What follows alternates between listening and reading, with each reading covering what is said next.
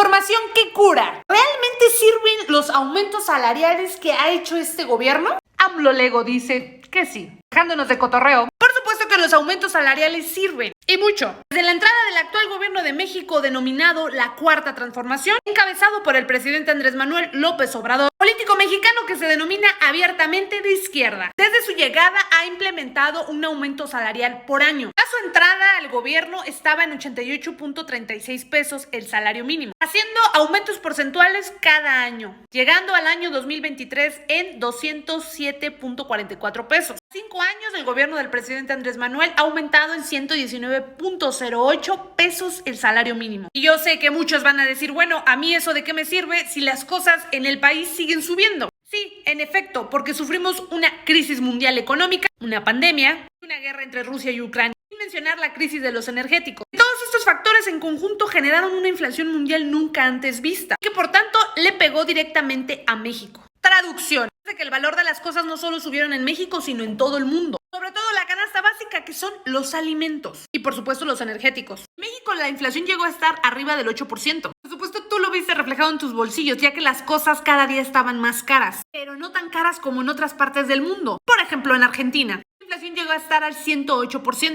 Sí, así como lo escuchas. O sea que el kilo de pollo que estaba en 100 pesos, al día siguiente estaba en más de 200 pesos. En México las cosas nunca llegaron a ese grado. Sin embargo, los precios por supuesto que subieron y tu poder adquisitivo bajó. Como te repito, esa fue una situación que se vivió en la economía a nivel internacional. Ahora yo me pregunto, ¿qué hubiera pasado si el gobierno mexicano no hubiera aumentado los salarios mínimos desde el 2018? A la llegada de la pandemia, pues con nuestros 88 pesos de salario mínimo hubieran hecho polvo. Por eso la importancia de los aumentos salariales. Por cierto, en el 2024 también va a haber un aumento. Pero regresemos al tema. ¿Por qué es importante el aumento del salario mínimo? Ayuda a una mejor distribución de la riqueza y a la inclusión social. Sin mencionar que la Organización Internacional del Trabajo, la OIT, mencionó que el salario mínimo en México está por debajo de los niveles del mercado mundial.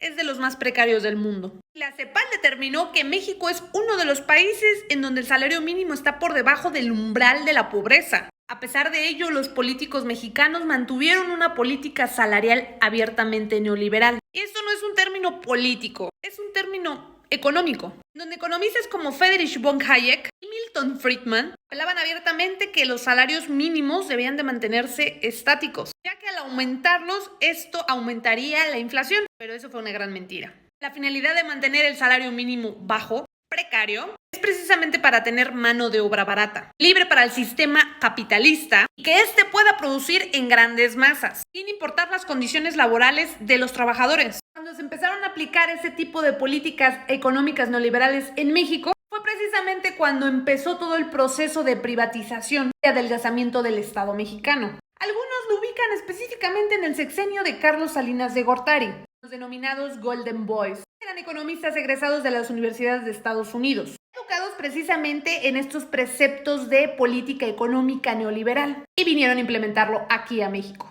La escuela neoliberal se fue permeando sexenio tras sexenio. Fueron incorporando los famosos outsourcings y fueron disminuyendo los derechos laborales de los trabajadores, sin mencionar la privatización de los regímenes de pensión. Todo esto trajo como consecuencia el caldo de cultivo perfecto para precarizar el trabajo formal. ¿Qué trajo como consecuencia esto? Pues que la mayoría de los mexicanos prefirieran mejor dedicarse al comercio informal, ya que el salario mínimo era muy bajo, no se tenía prestaciones, tampoco el acceso a una pensión digna. Porque la mejor opción es dedicarse a la informalidad. Como ustedes verán, no fue culpa del mexicano que no quiera trabajar en trabajos formales, sino que las mismas estructuras políticas, sociales y económicas han arrojado a los mexicanos a eso. Sin mencionar los millones de mexicanos que tuvieron que salir de México para trabajar, tener una mejor calidad de vida para él y sus familias. Ustedes verán, el tema del salario mínimo no es un dato aislado, es un dato económico que está correlacionado con otros factores, que su precarización ha llevado a los mexicanos a la pobreza, pasando de la clase media a la clase baja y a la pobreza extrema. Es mentira que el mexicano nace pobre y se queda pobre porque quiere, sino que las circunstancias estructurales, económicas, políticas y sociales lo han arrojado a la pobreza extrema o a la pobreza, adelgazando la clase media. La implementación de este tipo de políticas neoliberales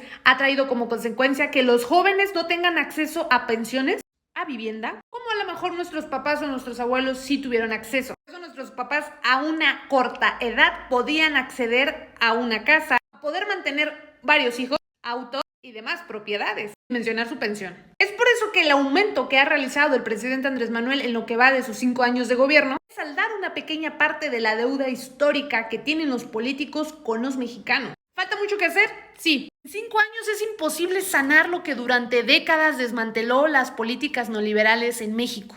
Si en verdad se quiere sacar de la pobreza a los mexicanos, se tendrá que seguir por este mismo curso, con aumentos salariales anuales, donde las nuevas generaciones puedan acceder a una vivienda asequible y digna. Asimismo, como un sistema de pensiones, políticas laborales justas. Es así como los mexicanos podremos salir de la pobreza extrema, y con ello que cualquier mexicano pueda acceder a un mejor nivel de vida. Por eso, cuando mucha gente me dice que la política no se trata de ideología, es aquí cuando yo les respondo, claro que sí, se trata de ideologías, se trata de posturas, porque detrás de esa ideología y de esa postura hay un plan, hay un programa político, económico y social. Y que dependiendo de esa ideología o postura política, se van a aplicar las políticas económicas, sociales, fiscales y demás. Dependiendo de esa ideología es quién está en el centro de esa ideología. En el caso de la derecha, el libre mercado, el adelgazamiento del Estado, el dejar hacer, dejar pasar. Y en el caso de la izquierda progresista, el centro es el ser humano, el bienestar social, la redistribución de la riqueza, el abatir las desigualdades. Así que no se dejen engañar cuando un político les salga a decir